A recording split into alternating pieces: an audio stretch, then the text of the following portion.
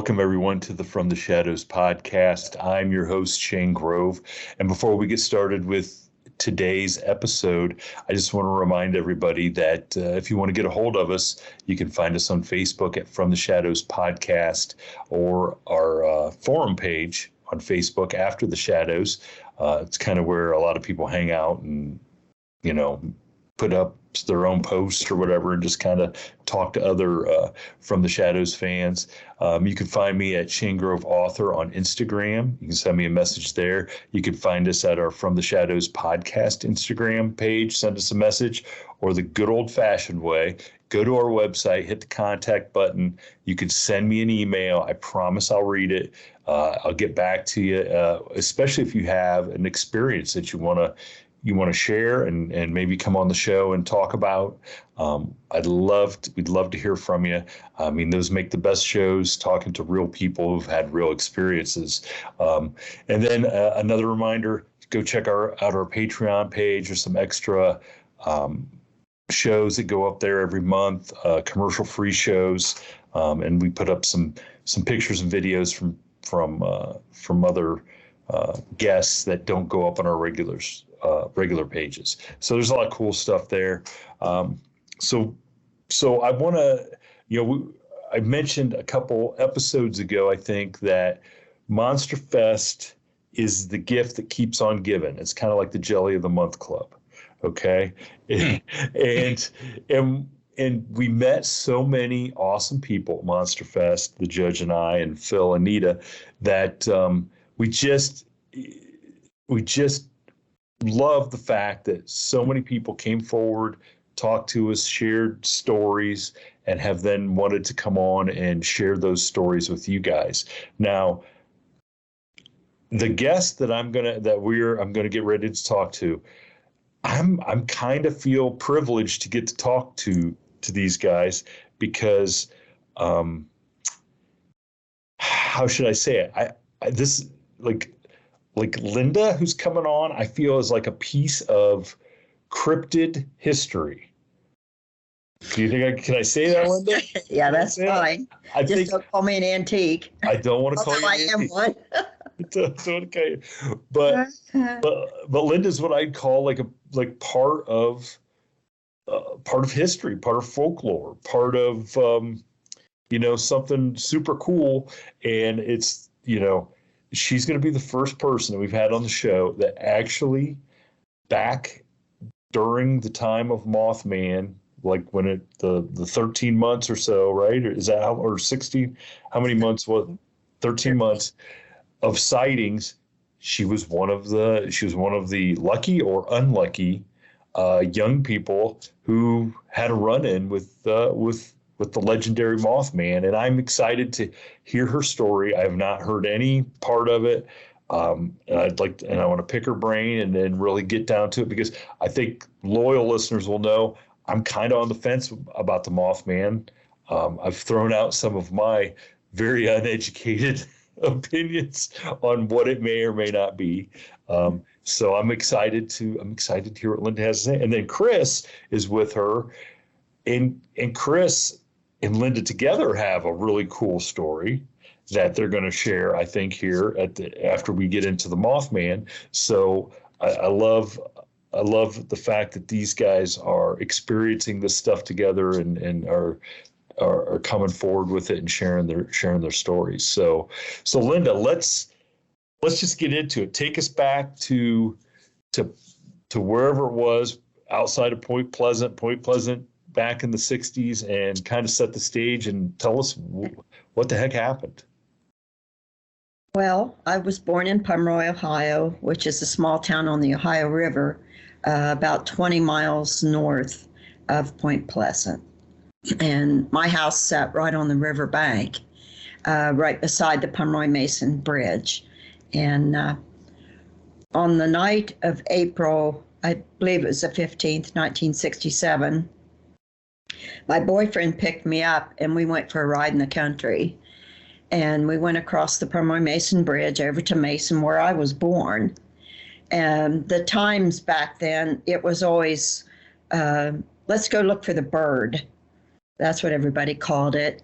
And people said it was a sandhill crane or some type of giant eagle or an owl or something. So we decided we would take a ride in the country. And he wanted to show me a place where he was going to do hay that summer anyway. And he knew a place where we could sit and look at the stars and watch for Mothman. So, of course, I wasn't afraid of anything. So, I was ready for it. So we get over in Mason and we turn up a back road. It's a gravel road. And it goes between a house and a barn, and it winds on back in through the country. It's a lot of forest back in there, but, regular country roads. And we get to the top of the hill, and we pull in. It's not dark yet. And he pulls off the country road to the right onto another small road, and we turn the car around facing out. And he has a quilt that his grandmother made for him, and it was in the back seat of his car. And we take out the quilt and we spread it across the front of the car, and we climb up on the hood. And we're sitting there talking. We haven't known each other very long, and it's starting to get dark, and it's April, so there's not very many leaves on the trees. But it's kind of a cool evening. But we had shorts on. It was nice just to sit there and talk. And I noticed he kept glancing over his shoulder. It's like looking over his shoulder, his right shoulder. And I said, "What are you looking at?" Looked back that way, and looked like a great big star.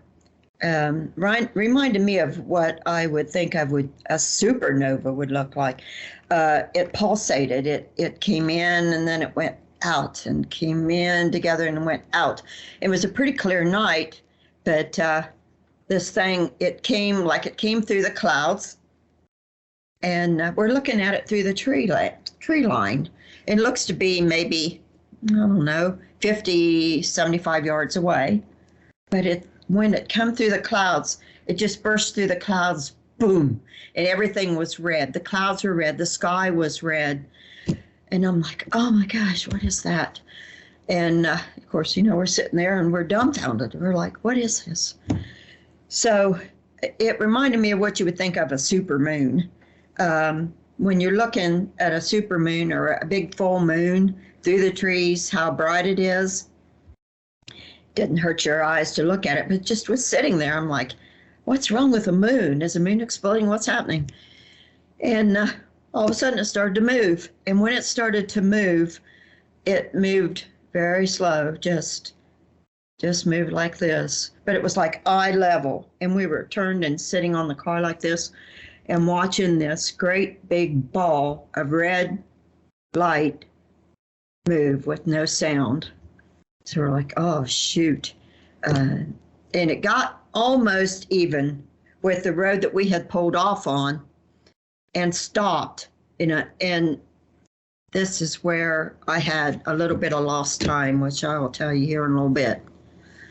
So next thing I remember, we're in the car, and he had a 56 Chevy, had just like a bench seat. We're sitting in the car, and that ball is still out there, and it's about treetop high, maybe 30 feet above the ground. And it starts moving towards our car. And, I'm just dumbfounded. I wasn't really afraid, but when you see something like that, all these things goes through your mind. What is it? Well, what isn't it? It's not a plane. It's not a helicopter. It's not the moon or the stars. It's some type of an object, some type of a UFO. So next thing I remember, it was right over top of the car. And I'm leaning out the car looking up, and I can't see the sky because this thing is so big. And he's leaning out the other side looking up, and it had lights on the bottom of it, just in like the form of a cross. White lights and red lights and maybe a few blue lights, but they weren't pulsating, and it didn't make any sound. It made a sound like kind of like a vacuum cleaner. And I'm like, is that thing going to suck us up? And we're teenagers. We're sitting there. This thing's over top of us, and it's like, what are we going to do? It's just going. And so we're sitting there a few minutes. He tries to start the car. we're like, we're going to get out of here. We got to get out of here. And so he starts the car, and it wouldn't start at first. And then we started to move. And as we started to move, it started to move too. And I'm like, wait a minute.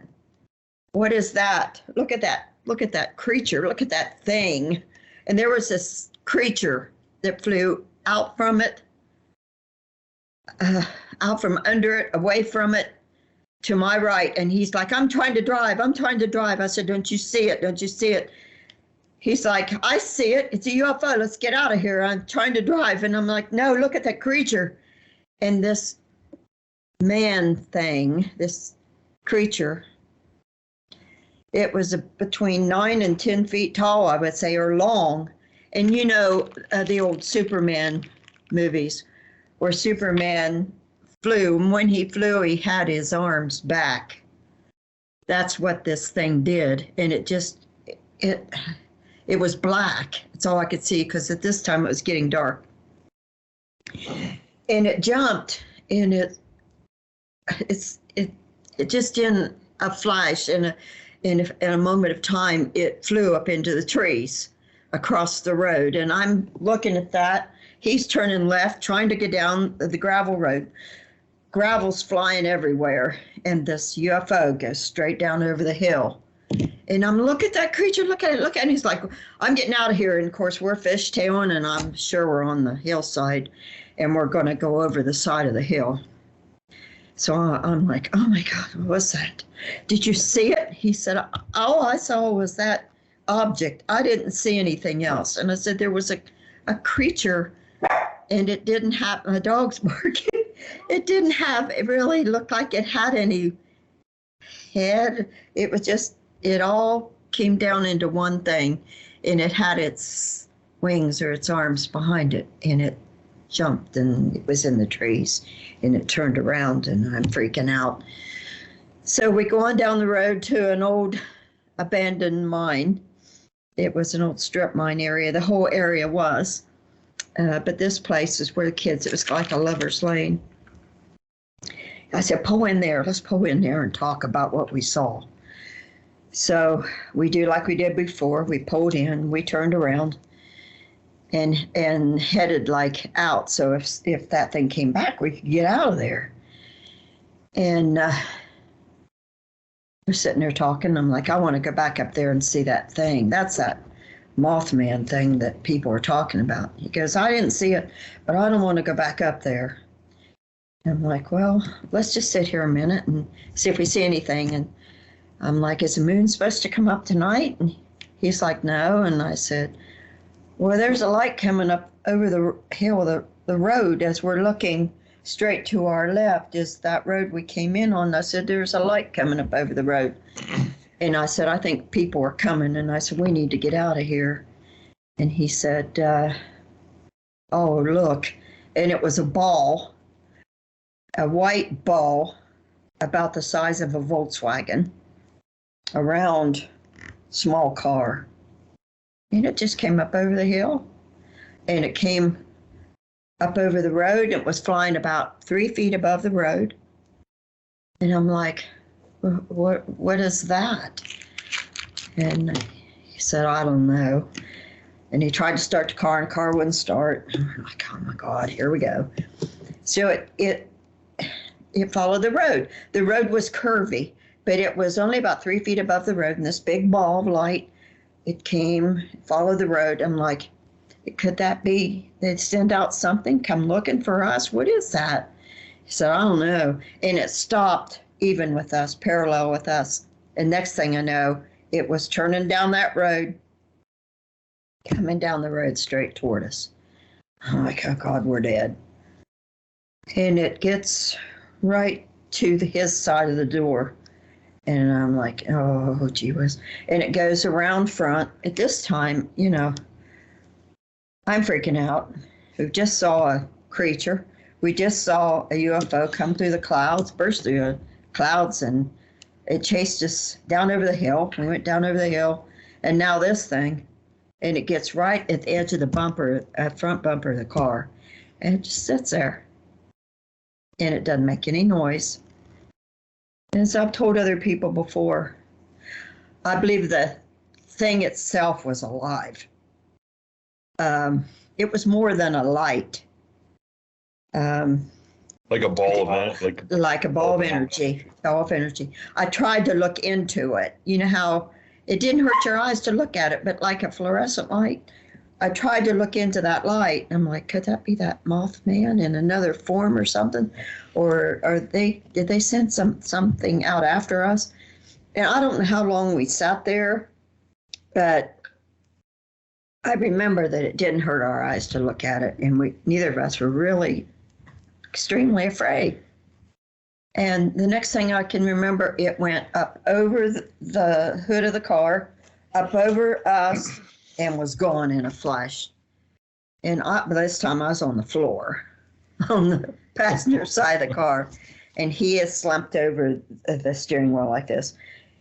And I said, what was that? I don't know. We both opened the car doors, and I got out on my side, and he got on his, and we looked and didn't see anything. I'm like, oh, God, what are we going to do? We got to tell somebody.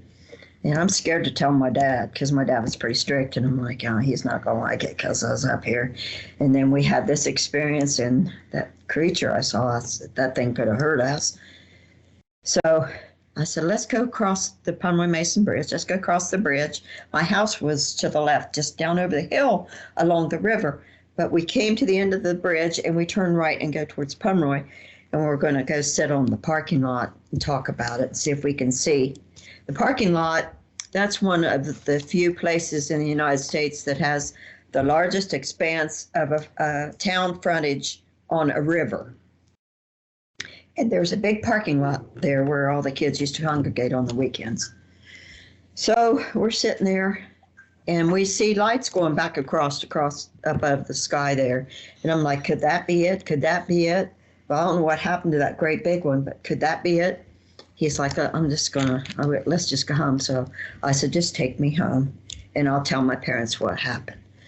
So it takes about 2 miles. And I get down to my house, and we pull in the driveway, and my dad and mom, we had a great big porch that overlooked the river, and they were sitting there on that porch.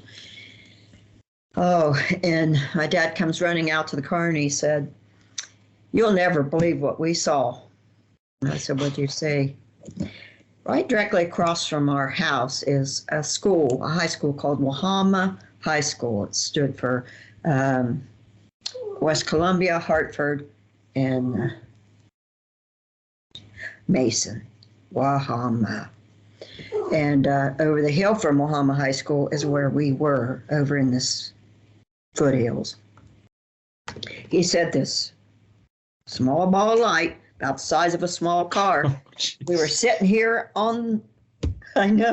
sitting here on our porch, and here comes this ball of light up over Wahama High School, and your mom and I watched it. It went just directly over the bridge, the Pomeroy Mason Bridge, and up. It's going towards Pomeroy. And it was the one that we saw. I know it was. And at the same time, my mom came out on the porch, and she said, the phone was ringing when you were talking to your dad. She said it was your grandma. And she lived about 3 miles from us on the top of a hill, on a mountain overlooking the river. Grandma said, run out, hurry, run out. And look, there's a UFO coming down your way. So there was at least 2 of the small ones and one large of the little balls of right. light. Mm-hmm. Well, my dad said, don't tell anybody what you saw. We don't want people messing around here. Supposedly there's people down at the TNT area. The TNT area was an old musician's a place where they made stuff for bombs, got with gunpowder and different things to make bombs, and stored it in these bunkers down there that are still down there, and they look like mounds. And that building was still down there too when we were kids. Of course, it stopped as soon as the war stopped, but that was a big place for us to go down there and party and, look for the bird and look for UFOs. And we saw lights, and my cousins saw lights and things down there, but never saw anything like I experienced. So my dad's like, you don't tell anybody. So I'm like, okay, so there's government people around here. and we don't want them to know what you saw. So that week I went to school and I didn't tell anyone, and I heard these two girls talk, and they were twins, and they said something about a UFO. So I went over and I said, "Did you see a UFO?" And they kind of looked at me real funny, and they're like, parents didn't want us talking about it, but yeah. I told them I saw something. What did you see? And they told me it was, I think it was a night or two before what I had my experience, but they were walking with their dad on a hill where they lived. It's called some Heights. Anyway, they lived up there and they were walking towards a water tower. And this ball of light, this one of these big balls was up above the water tower. Well, then it went on the newspaper, and then not with me, but about all these sightings. And it was on the radio. People were seeing stuff, and I'm like, "Can I tell them what I saw?" And Dad's like, "No." So I'm just like, "Well, okay." So we just did teenage things that summer, and we ran around and still looked for Mothman, and I wanted to tell people, but I didn't want to. You know what I mean? I didn't want to get in trouble. So about 2 weeks before the bridge collapsed. That was in April. I had my experience, and then all that summer went by, and I kept it all to myself.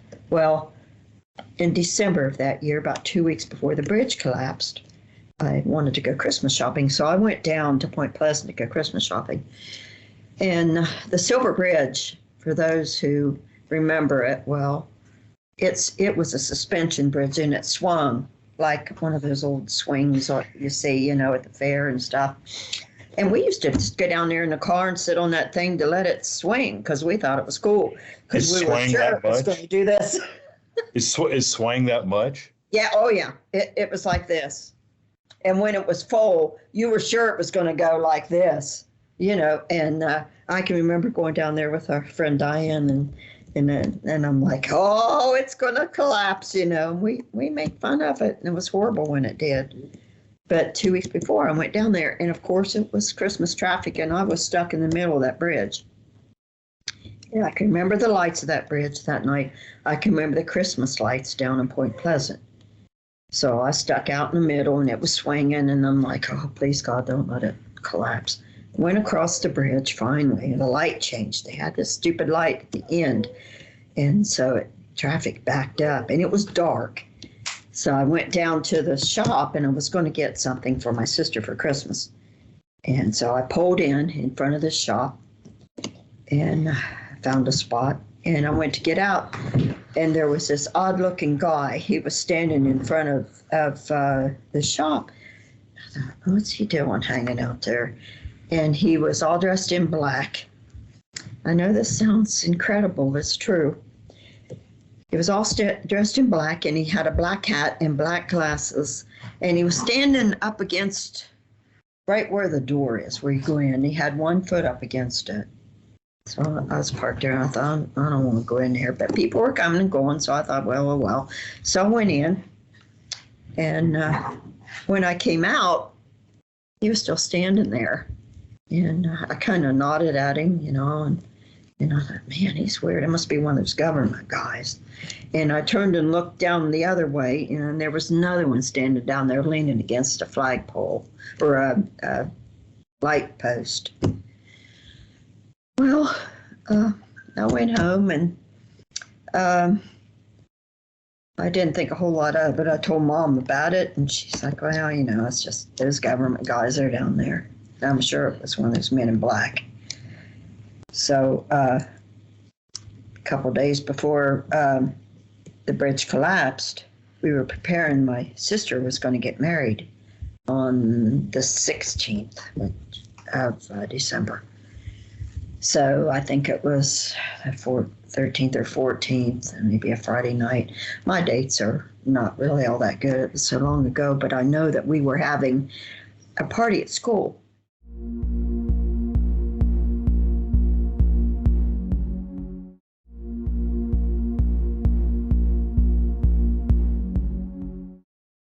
And I was on the decorating committee, and I went there, and I was to help decorate. Well, I think the bridge collapsed about between 5 and 5:30. And the band was supposed to get there early and set up because I think the party and the band and everything was supposed to start at 7. Someone came in, they said, Silver Bridge collapsed. And I'm like, oh, yeah, right. They said, no, it really did. And there's people.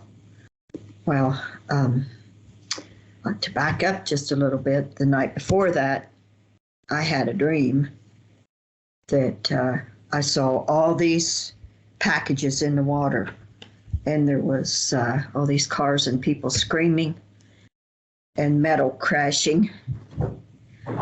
And I told my mom, and she said, well, you have dreams like that sometimes, don't think anything about it. So, and then when that happened, I thought, oh my gosh. And they said our band might be on that bridge because they were coming from Huntington, West Virginia. But I guess what they did is they got there and there was a line of traffic, so they went on up through Point Pleasant to Mason, where I had my encounter. And they came across the Primary Mason Bridge, and then they came in. So, when my boyfriend and I went across the bridge after we had that encounter, when I saw that creature, I thought there has to be something else that happened, because I don't remember getting in the car. I don't remember getting in the car, so that's almost 50 years passed. And I'm going to cry. I got a hold of, just a minute, the Roundtown UFO Society.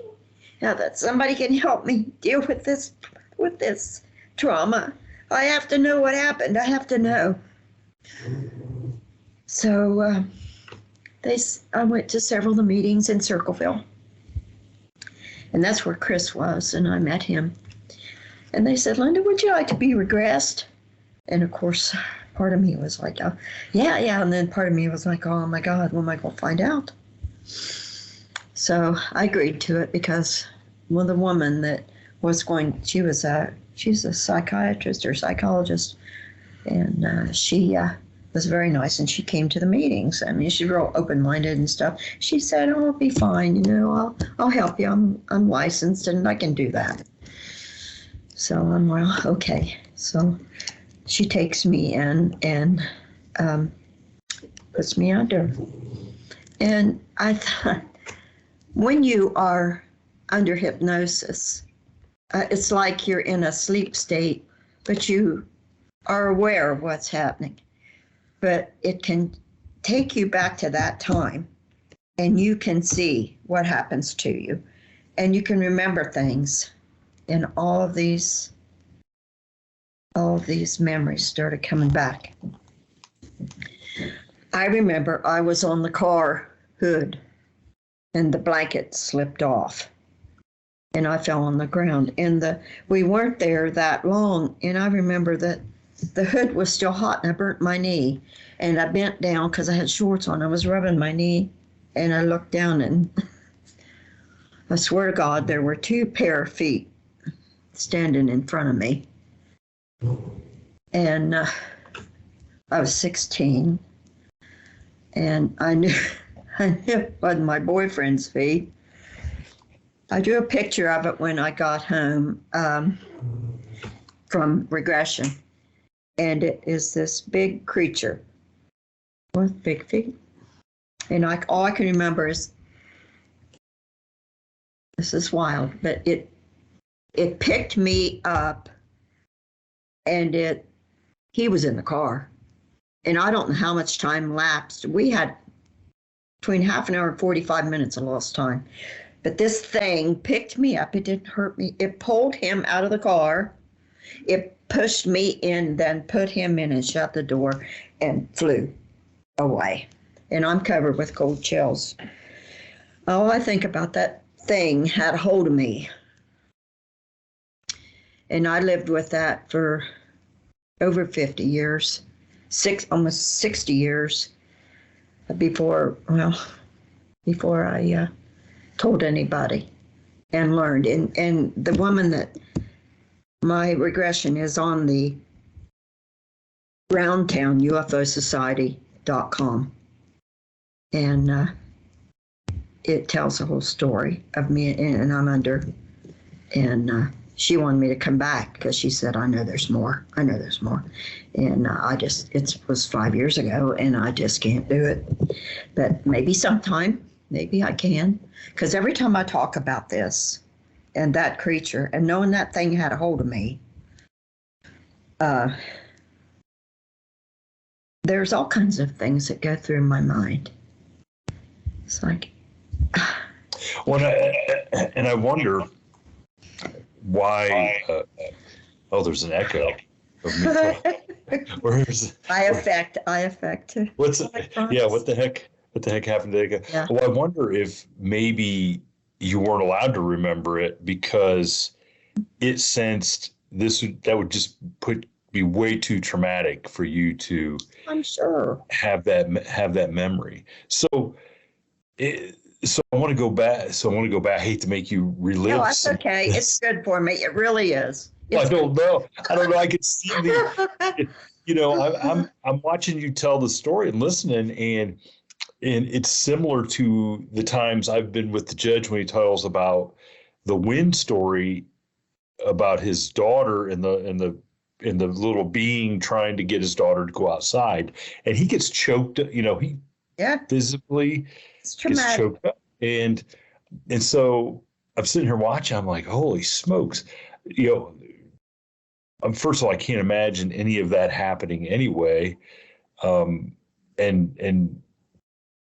being okay, just being able to even go to bed at night. How could you go to bed? That's traumatic teenage. A lot of things. So when this stuff is first happening and you guys are both seeing it, you and your boyfriend, can I call him your boyfriend even though you guys weren't? Absolutely. And he didn't sound. I gotta say, he didn't sound very chivalrous. Anyway, so I'm just gonna put that out there. Yeah, he was my age, Yeah, I know. But he was March to October older than me. But were you guys communicating, like talking about what was going on while you were seeing it, or were you guys just in stunned silence? Yeah, I said, what is that? He said, I don't know. And what I remember him saying the most is, I've been watching it for about between 10, 15, 20 minutes already. And I said, why did you tell me? Because he was looking over his shoulder. I was looking this way. I said, what are you looking at? And he said, well, that star. And it was like the heavens opened up. Just like it ripped open and this UFO came through. Just, I do pictures of it. I have pictures of it. And there is a man right now that is, I don't know whether you want me to tell his name or not, but he has taken my drawings and making a book out of it. And, cool. And he's working on that right now. I have those. If you want me to share them with you now, I could. One or two of them, maybe you could see what the thing looked like.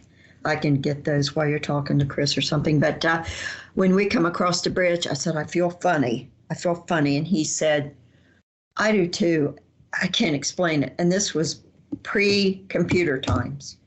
I said, I feel like my brain's been picked. My brain feels, I'm not afraid. I just feel numb. I feel like something has been put in me. And then I had a really hard time with school after that because I could hear people's thoughts. I could feel people's emotions. I was always that way, but it was just like it was a spark. It's like somebody fine-tuned the frequency you were on to everything. And now it's incredible. Well, how do you go back? Imagine that going back to school, knowing what else is out, what you just experienced, knowing what else is out there. It's like, okay, is really taking home ec that big of a, you know what I'm saying? Like, I was just thinking, okay. Like there's a There's spaceships out here. Why am I? So what did you? Okay, so from and we all talked about this. We're all from small towns, okay? And when stuff is going on in a small town, and there's speculation and there's talk. So you kind of said when you guys said, "Hey, let's go out and see the bird." So was the speculation initially like, there's these people, the first people who reported stuff? I thought we were going to see a bird, Dad said, it's a sandhill crane. So, of course, I got my encyclopedia out and looked up sandhill crane. I'm like, they're not in this area. And he goes, well, it might be migratory. And I'm like, but that girl said, that it followed a bloodmobile, too. And those Linda Scarberry and Faye DeWitt and all those guys, they said, it was in the newspaper and we were reading this stuff and it's falling. Oh, you shouldn't read that. You should just, they're just... After I saw what I saw, I sat and talked to Faye at one of the Mothman festivals, and I found out she and I had a lot in common. And I said, I found out about that same year, maybe the next, through a cousin that worked for the government, and she did our family history. And I'm related to Chief Cornstalk. And he's the one down there that supposedly put the curse on. If you know anything about the... Oh yeah, I've heard about that. Yeah. But he is my sixth great grandfather, and he's also related to Faye. And she said he's like a sixth grade uncle or grandpa to me. I said, do you think that maybe that thing, all the people that weren't on the bridge, or all the people that saw the Mothman, was he trying to warn them? Was he trying to be like a opposite of a banshee? I have Welsh on the other side and in Spanish on my mother's side. And I know the Welsh people believe a lot of that kind of stuff. I've tried to, in my mind over the years, I've tried not to read things into it, but I also tried to understand what it is I experienced. And I talked to the woman that regressed me for a while about it. And I've been to psychologist after psychologist, trying to get my head straight to understand I have these abilities. I have a God-given gift of discernment. I can read people. I can feel people. I know things. I have dreams and visions. And you kind of think that this like you sort of had this stuff before, but it's been accentuated by your experience back then. My mother told me that she remembers she's passed now, but she remembered the first time she saw a light of day. I said, what are you saying to me?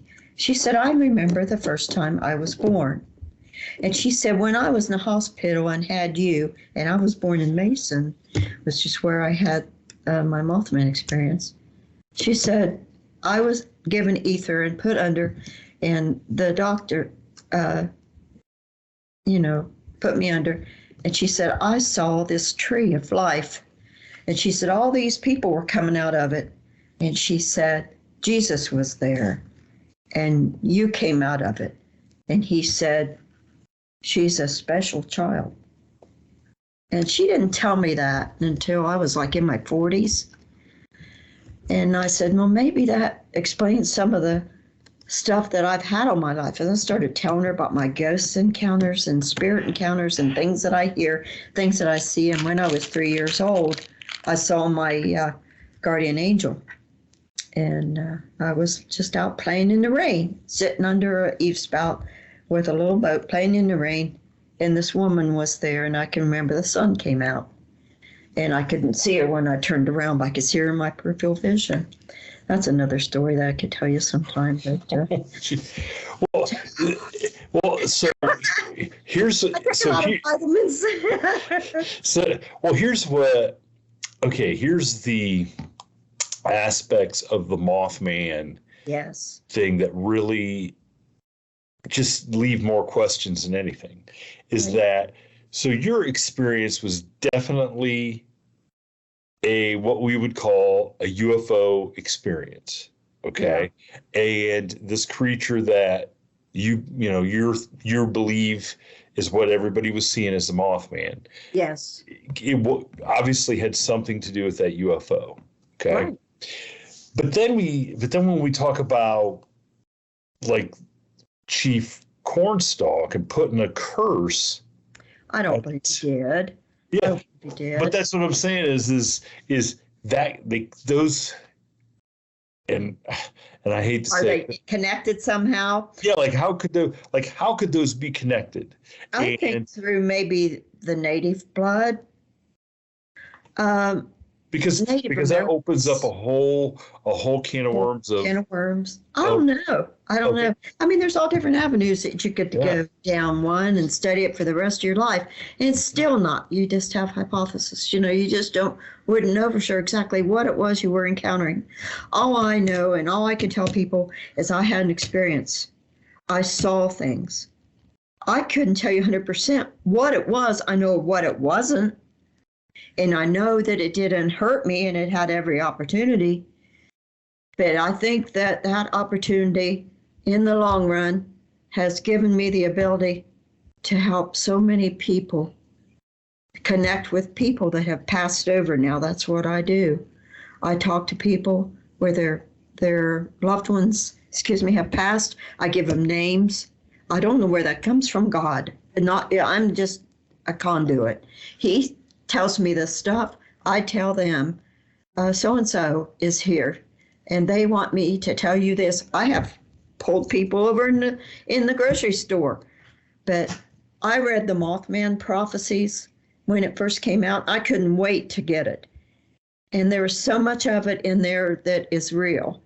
There's stuff that's sensationalized, but I didn't know that a lot of other people had that dream about the packages floating in the river until I read that. Mary Hire had that dream, and she was the woman that helped John Keel. Really? So I mean, it almost and we discussed it like that area has such a weird vibe, and it's almost like it's on a different energy, and like maybe some of you guys are tuned into that. I think you're right. Energy, and it's connecting you guys on a different level, especially, and maybe it did draw, like maybe there is a connection that has not been examined between all the people who were eyewitnesses or had encounters. I think everything's connected. The spirit world, the cryptid world, it's all connected. The paranormal, it's all just right over there, right across the veil. It's interdimensional. I believe these creatures bleed over occasionally. Maybe they have reason to come. Even Bigfoot can be. I think that's why you don't see it as often, or it can't be caught that much.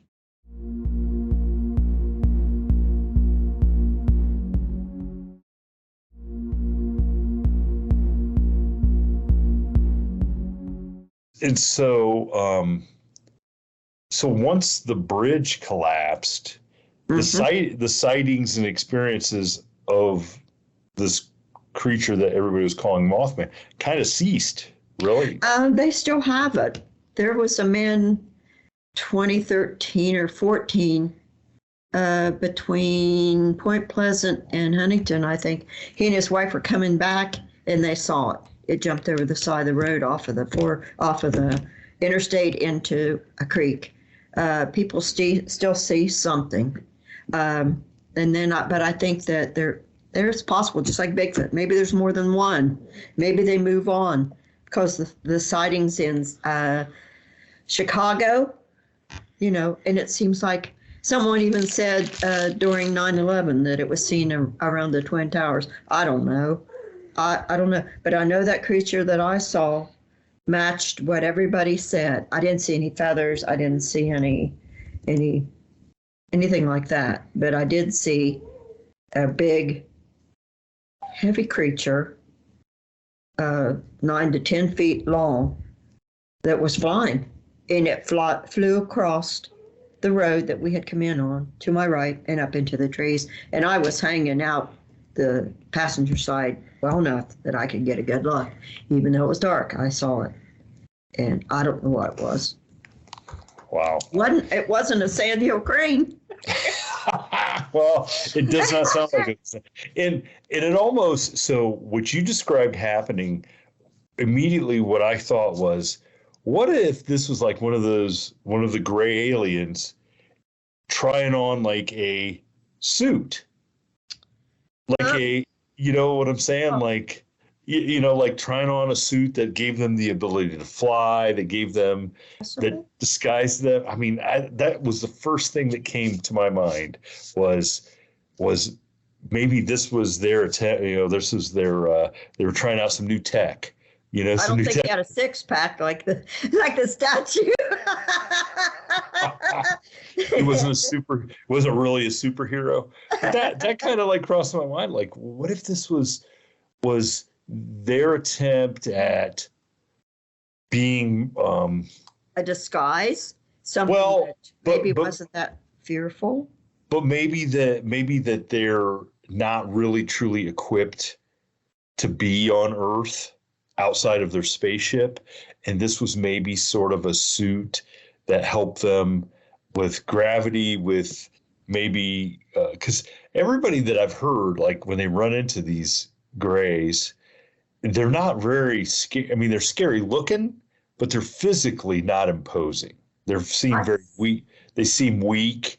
They seem like to not really like to be running around in our atmosphere for whatever reason. And so that's the first thing that came to me is maybe this was their attempt it's a good possibility. I couldn't tell you what it was. Yeah. I just know what it wasn't. And it wasn't a bird, and it wasn't a plane, it wasn't Superman. Well, I'll tell you what, Linda, you have pushed me off the fence of wondering, like, did people really see I can't argue with anything that you saw because I saw the way you were telling the story, and you're living this again, and I've talked to a lot of people who've relived Bigfoot, ghost, UFO, and it's always the same. It's like it happened yesterday, and the stress level and just the anxiousness and stuff and them telling the story it's all the same. So thank you. I mean, yeah. So I'm sorry you had to go through that because it sounds terrifying. Fine. It's therapeutic. And it's just par for my life. I mean, my life from then has been until my 40s. I didn't really embrace it. In my 40s, I just started feeling like, oh, what happens, happens. And in my 50s, it was more like, well, okay, let's embrace this. And then in my 60s, I was like, well, I'm not hurting anybody. I'm telling people things that are given to me with my abilities that I got from that situation that's helped me to grow. I want to continue to grow and to be able to share what I have learned and what I have seen.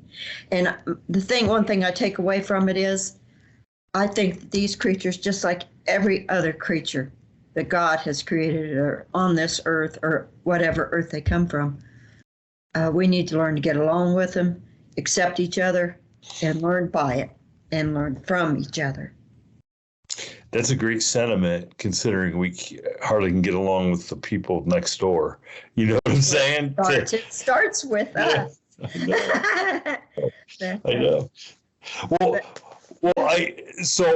We still have some time here, and I want to get into Chris come in and kind of, describe your journey to where you guys have, culminated in this night you guys were just vaguely described to me. I'd really like to hear about, how, what events took place. Yeah. I'll give you my background. I remember I grew up in the southern Ohio town of Ironton, right across the river from Ashland, Kentucky, and about 20 minutes away from Huntington, West Virginia. I went to Marshall University, played football for a year and a half, and I love the area. That's where I grew up. And I remember, like it was yesterday, you know, we talk about these experiences. Can't tell you what I had for dinner 3 nights ago, but I can tell you that day that I was out riding my dirt bike meaning bicycle, as a child, in the alley, in the gravel alley.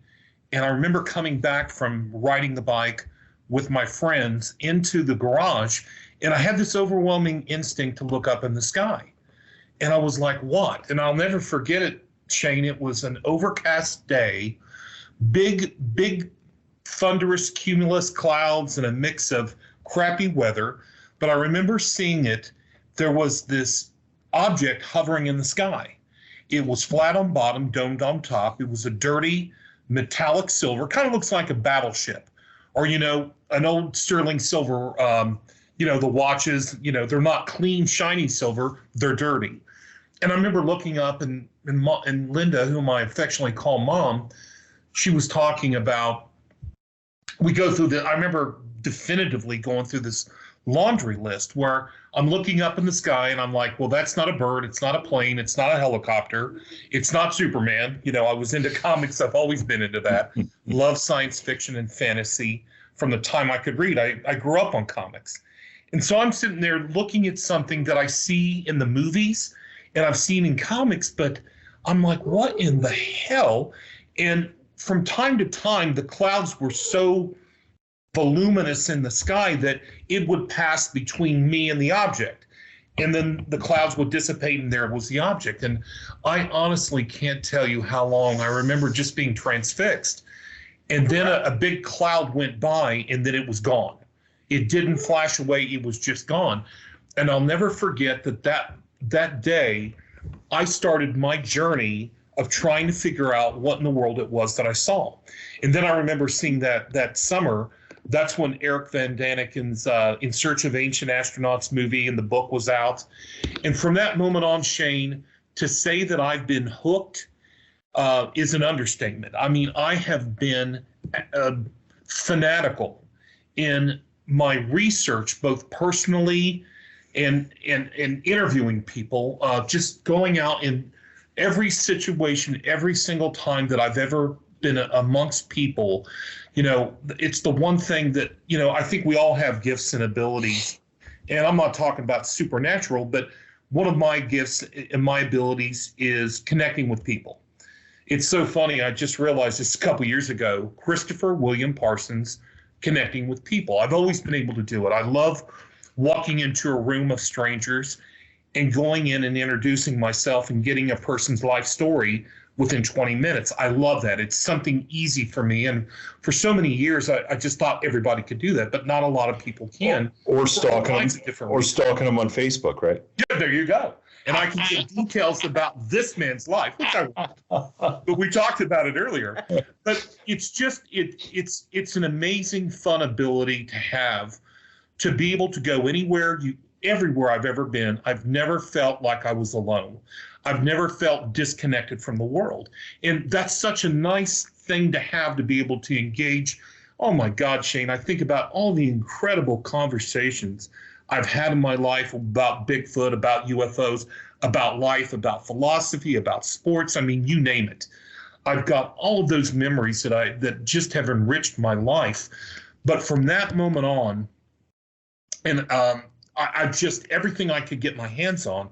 And I remember when I moved up to Columbus back in 1994, and of course, you know, the internet is in the early 90s, so I'm all over the internet. And I found this amazing group of people in Circleville, Ohio, the Roundtown UFO Society. And I went down there and was welcomed with arms wide open by all these incredible people. And I met my best friend and mom there. And our relationship and friendship has just burgeoned in the following years, you know, to the point where I actually moved to Point Pleasant, to Parkersburg, and I live here now.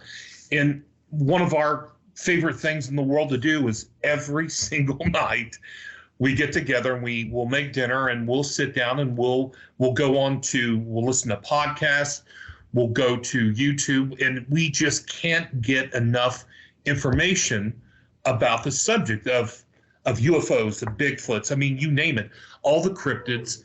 And the thing that I can't tell you enough, like meeting you and the judge that day at your booth and all the various people we've met throughout the years, it has just enriched our lives so much. And I know you both said it earlier, but it can't be drawn out enough, is there are so many questions that will probably never get answered, not only about this, but I mean, what is the meaning of life, if nothing else, is to try and figure out what is, they call it the big five.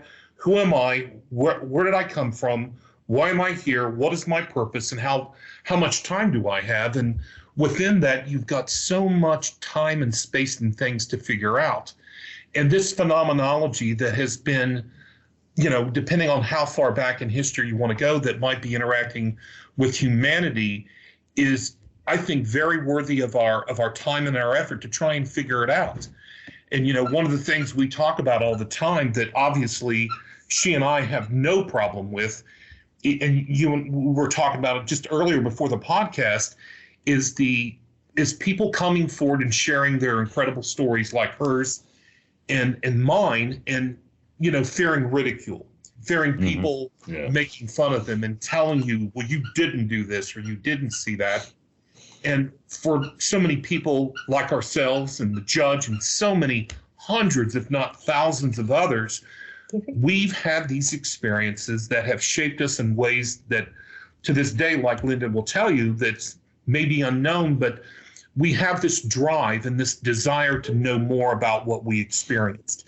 Not only that, and other things too. And it has enriched my life so much, this journey of what I like to call trying to discover what's behind, like you said, the veil, what's behind the curtain, what are those little bumps in the night that aren't like cats and dogs in your regular life that present themselves, that we all know and see every day, but these other things that present themselves at times that seems to be never convenient for recording, never convenient for positive belief beyond a shadow of a doubt, but nonetheless impacts our lives and impacts the world. And as you well know, Shane, from covering this, it's worldwide, this phenomena of cryptids and UFOs. It's all over the world. It's just not America.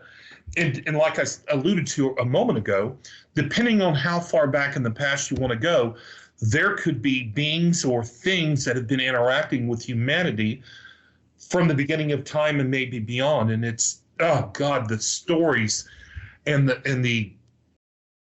hearing people talk about it, like that day that we met you not all that long ago, just going up and meeting people and hearing their stories, it's fascinating. And there's no doubt about it too. There's so much, you know, I know a couple nights ago, you and the judge were talking about, you know, it's so easy to lose your faith in humanity. You look at all of I can only imagine all the stuff that he's seen in his life, all the pettiness, all the evil, all of the injustice that we see as just being alive and being human. But embedded within that is something that seems to be teaching us a lesson of connection and humanity. You know, that if there are these beings that come from wherever, and they have these lessons of connectivity and perhaps caring about one another and healing the planet and healing themselves, it's a worthy endeavor to study what it is. And I've said it for years when I do my UFO presentations, and I've been doing them now, God, for almost a decade, all over the Ohio, Kentucky, West Virginia, Texas, PA, is it can't be stated enough. We need a little bit of help. It's not, I don't think like humanity can say, whoever you are, we got it all under control. We don't need your influence. We don't need your philosophy. We don't need your insight. I'm like, please come down here. I think it would, I think humanity on a lot of levels could use some humble pie. Oh, without a doubt. And realize that we're not the center. I mean, we think we're the center of the universe. Yeah, we're not. And it's so What did I hear? Oh, I heard William Shatner on an interview when he went up on in SpaceX or whatever. Right. And he said, once you get up there and you look down, Yes. you realize how insignificant without a doubt. we really are as people. I had that experience when I flew over the Grand Canyon. I remember the movie with Danny Glover and Kevin Kline was one of my favorite films of the last 30 years. And it's not all bad. I remember them looking down on the Grand Canyon and saying, I just felt like I was nothing, but you feel like you're a part of something too. I was going to say one of my favorite sci-fi films of all time is the adaptation of Carl Sagan's novel Contact, the Jodie Foster film with Matthew McConaughey. One of my favorite parts of the movie, obviously at the end after it's all, wrapping up is, I think the one question she said in the movie that she could ask of the aliens is, how did you survive the ability to destroy yourselves? And that might be the most important question you could ask beyond who are you, why are you here, where are you from, but if we could, as human beings, put aside our destructive nature, with or without help, the miracles and the journeys ahead of humanity, and of course, I'll be more than likely long since gone, but it would be nice for me to, and I think a lot of people share the sentiment, it would be amazing to be able to say, I'm leaving this life knowing that we will reach the technological achievement to leave this planet, to go to other parts of the universe, because eventually the sun is going to go supernova and our system is going to be wiped out, but we will survive because we have the ability to journey to the stars. It's like any other great sci-fi story, whether it's Star Trek that we love or others. But and I know you talk about this before, and it's amazing to talk about. And that's this idea. If we are alone or if we're not alone, both of those sentiments are equally terrifying and amazing at the same point. And I personally believe, with all the research that I've done and all of the people I've talked to and all of the things that I've studied, that we have never been alone, that there are tons of species and races out there, and they're very carefully, or in some cases not, of interacting with us up close and personal. And just recently, I don't know if you're aware of the military man, just a week or so ago, David Rush, who came forward and said, we have, and I've been hearing it for decades now, we have crash retrieval, we have bodies, we have wreckage not of this planet, and we're reverse engineering this stuff. And I feel like this is a time, and that I wanted to talk, if we had the time maybe, or maybe again in another episode, is, are we ever, I've never felt, Shane, in my lifetime, and I've been doing this for over 40 years, that we've been so close to a revelation of what might be the truth of not only what the government might know, but other people as well. It just feels, and I never thought that I would be alive to see the buildup to something monumental in terms of a disclosure, whether it's a UFO disclosure or whatever. But these, what's that old saying, may you live in interesting times? Well, there's no doubt about it that I feel like we're in a timeline right now with all of this going on, and you see all these physicists coming forward and scientists, people that I admire and revere like Michio Kaku and others, who say, look, there's so much information out there now. Now it is the burden of the scientists to come forward and say, hey, this is what we've got.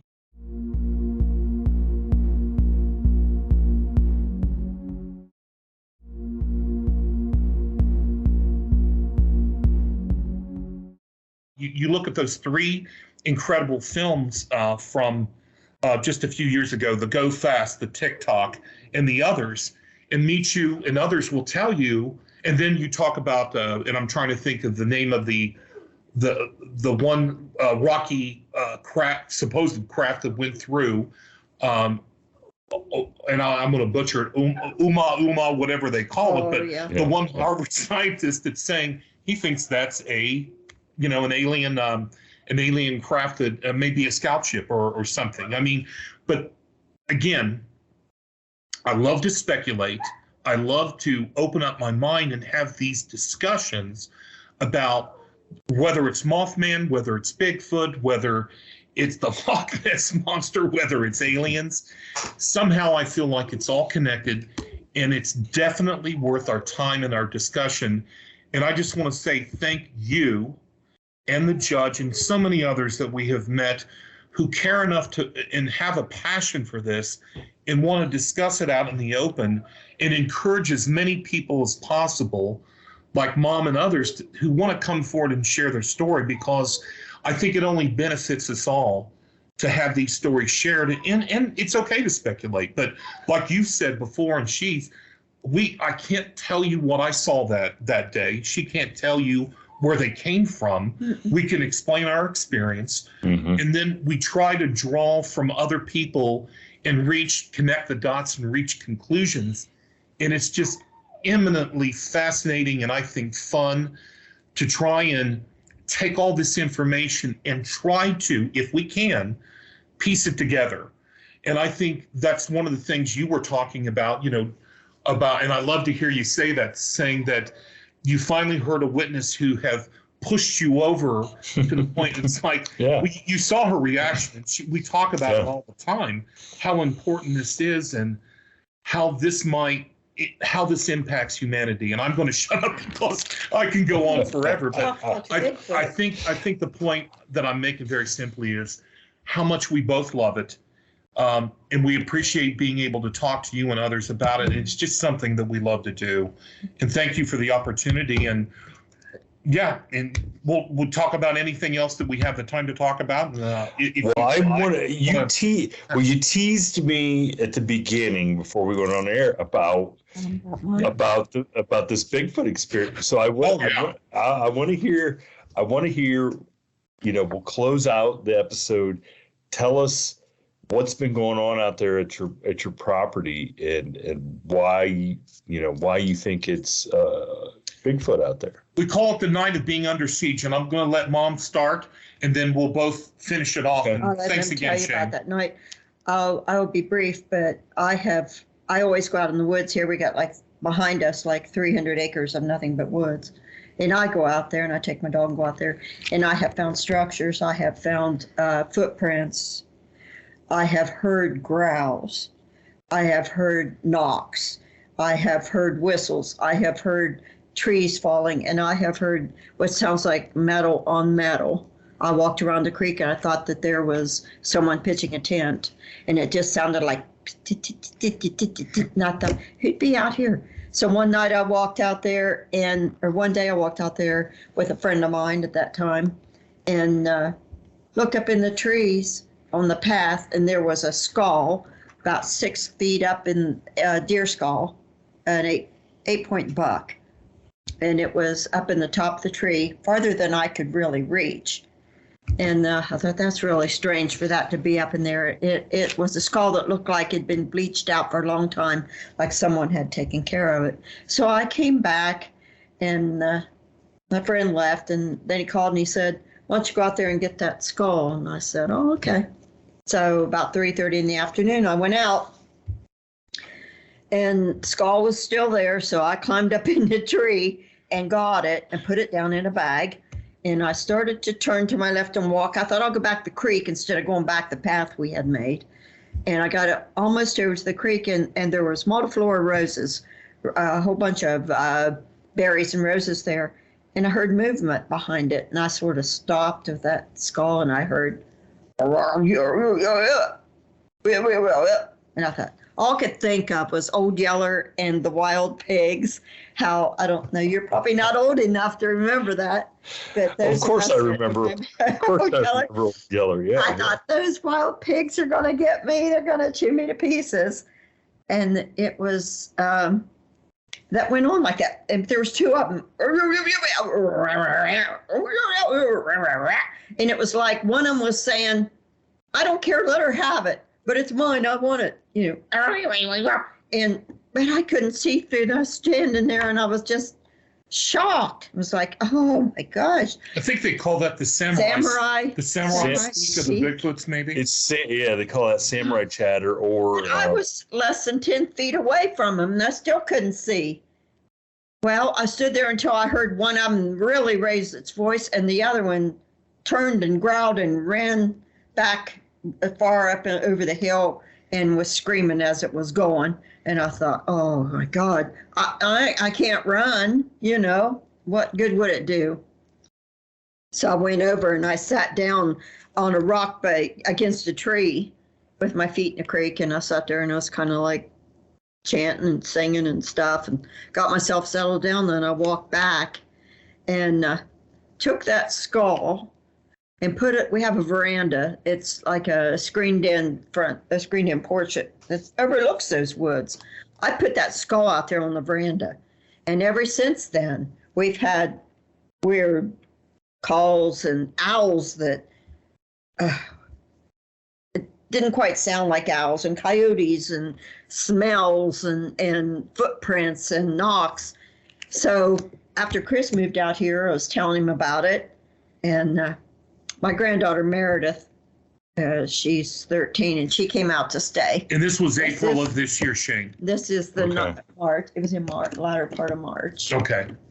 It's strange. It's the same time of year. Well, it might be. It might be. It doesn't really matter, but it was the spring. Anyway, she came out to stay all night, and I'll let him take it from here because it mostly was.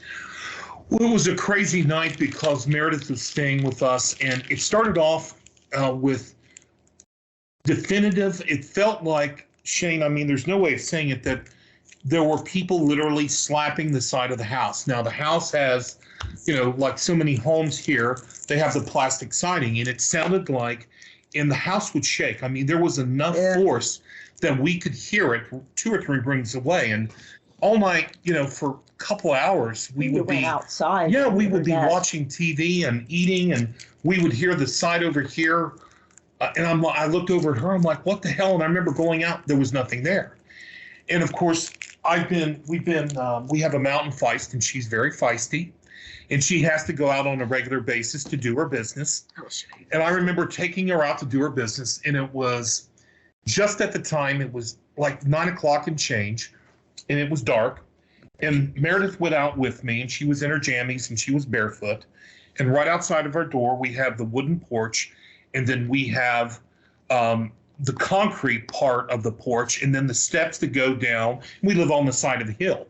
So you've got about a 15, 20, probably 25-degree grade that goes down to the back of the property, and it's just beautiful. And then 15, 20 yards is what I would call the woods. I mean, we're that close to the woods where I could literally take an apple, and just like I'm a catcher lobbing it back to the pitcher, I could throw it into the woods effortlessly. And so we're out there, and Phoebe usually goes 3 or 4 yards into the grass, does her business, and she'll come back. And I remember talking to Meredith, and she says, I'm getting cold, I'm going to go inside. And she did. Shane, she's inside no longer than probably 30 seconds. And all of a sudden, out of the blue, I hear this tremendous knock. Now, you've heard, and I've heard, and I've done it myself. You know what the echo signature of a wood-on-wood knock is. Mm-hmm. It's very dull, and it's unmistakable for anyone who's heard it and done it. But what I heard was like metal on. It sounded like something metallic was being hit. And we have some we have some trailer hitches back there, some old trailer hitches. Trailers. And I thought to myself, if something is hitting that trailer hitch, whatever they're using, it was so forceful the first strike. I felt like it was the Hulk trying to smash through that trailer. I mean, the sound rushed around the house, and it was like a physical force. It was unbelievable. And just when I'm listening to the first, there's like bam, and then there's like a beat, beat, beat, bam, beat, beat, beat, bam. There was no less than 5 and maybe as many as 6. And I'm sitting there and I'm thinking to myself, we live 2 miles off of the beaten path. We have maybe within 2 or 3 miles of us, maybe 20 or 30 homes. Everybody knows everybody. It's pitch black outside. No one, we're all friends. We all help one another. We all talk constantly. They're working. I can't imagine, Shane, anyone in the world trolling us, punking us in any way. And I'm thinking, even the guy that lives behind us, I remember saying to myself, and it just came out of my mouth, I went, Ed? On the off chance it was Ed back there. And of course, Ed's always in bed because he works so early.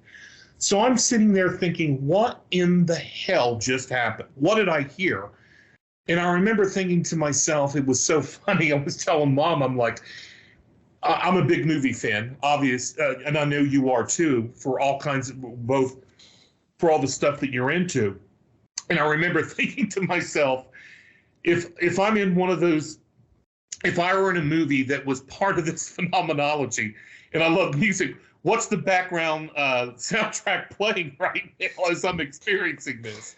And we were laughing, and if it was something that would be like, shh, shh, shh, shh, I'm in trouble.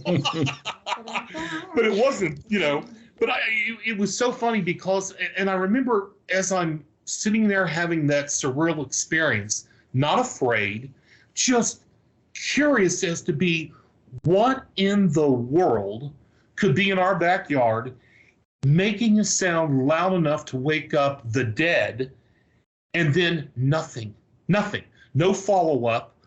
So I take Phoebe, we come back into the house, and then we continue to have the house strikes.